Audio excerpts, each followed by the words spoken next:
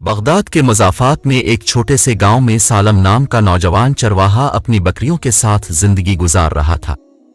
اس کی دنیا سادہ تھی، لیکن اس کا دل بڑے خوابوں سے بھرا ہوا تھا۔ وہ اکثر بغداد کے بارے میں سنتا تھا، جہاں بلند و بالا عمارتیں، عظیم بازار اور لوگوں کی کہانیاں خوابوں جیسی لگتی تھیں۔ سالم بھی چاہتا تھا کہ وہ اس شہر کا حصہ بنے، اپنی قسمت آزمائے اور اپنی زندگی کو ایک نیا رخ دے۔ ایک رات جب آسمان تاریک اور ہوا خاموش تھی، سالم نے ایک عجیب خواب دیکھا۔ خواب میں ایک پراسرار شخص نے اسے بغداد کے عظیم بازار کا راستہ دکھایا اور کہا، ایک خزانہ تمہارا انتظار کر رہا ہے، لیکن یہ تمہیں آسانی سے نہیں ملے گا۔ اس تک پہنچنے کے لیے تمہیں قربانی، ہمت اور صبر کا امتحان دینا ہوگا۔ سالم کی آنکھ کھلی تو دل میں ایک عزم تھا۔ اس نے اپنی دادی کو خواب سنایا۔ دادی مسکرائیں اور کہا، بیٹا، خواب ہمیں اشارے دیتے ہیں، لیکن انہیں حقیقت میں بدلنے کے لیے راستے میں بہت سی آزمائشوں سے گزرنا پڑتا ہے۔ سالم نے دادی کی دعاؤں کے ساتھ بغداد کی جانب اپنے سفر کا آغاز کیا۔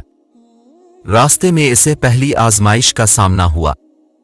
ایک سنسان میدان میں ایک زخمی مسافر کرا رہا تھا۔ سالم نے اپنی تمام خوراک اور پانی اسے دے دیا اور اس کی جان بچائی۔ جب مسافر نے شکریہ ادا کیا تو سالم نے محسوس کیا کہ مدد کرنا ایک خوشی ہے جو خزانے کے احساس سے زیادہ قیمتی ہے۔ آگے بڑھتے ہوئے سالم ایک گاؤں میں پہنچا، جہاں اس کی ملاقات ایک بوڑھے کاریگر سے ہوئی۔ وہ اپنی بیٹی کے لیے ایک خاص قالین تیار کر رہا تھا، لیکن کمزور ہاتھوں کے باعث مکمل نہ کر پا رہا تھا۔ سالم نے کچھ دن رک کر اس کی مدد کی اور قالین مکمل کر دیا۔ بوڑھے نے سالم کو دعا دی اور کہا، بیٹا، تمہارے راستے میں روشنی اور برکت ہوگی۔ جب سالم بغداد پہنچا تو اس کی آنکھیں شہر کی چمک دمک دیکھ کر حیرت زدہ ہو گئیں، لیکن خزانے کا سراغ اب بھی اس کے لیے ایک معمہ تھا۔ وہ شہر کی گلیوں میں گھومتا رہا، لوگوں سے ملا اور ان کی مشکلات میں مدد کرتا رہا۔ وہ جس بھی شخص کی مدد کرتا، اس سے ایک دعا اور سکون کا احساس حاصل کرتا۔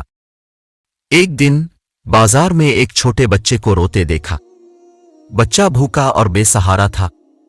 سالم نے اپنی بچی ہوئی رقم سے بچے کے لیے کھانا خریدا اور اسے تسلی دی۔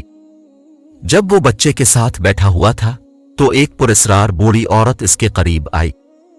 بوڑھی عورت نے کہا، تم اپنے خواب کے خزانے تک پہنچ گئے ہو سالم۔ تمہارا خواب یہ تھا کہ تم دوسروں کے لیے روشنی بنو، اور یہ خزانہ تمہارے نیک اعمال میں چھپا ہوا تھا۔ سالم حیرت زدہ تھا۔ اس نے سوچا کہ خزانہ سونا اور دولت ہوگی، لیکن اس نے سیکھا کہ حقیقی خزانہ وہ خوشی ہے جو دوسروں کی مدد سے حاصل ہوتی ہے۔ وہ اپنے گاؤں واپس لوٹا، جہاں اس نے اپنی زندگی کو دوسروں کی خدمت کے لیے وقف کر دیا۔ آج بھی لوگ بغداد کے اس چرواہے کی کہانی سناتے ہیں جو اپنے خواب کے خزانے کو نیکی کے راستے پر پا گیا۔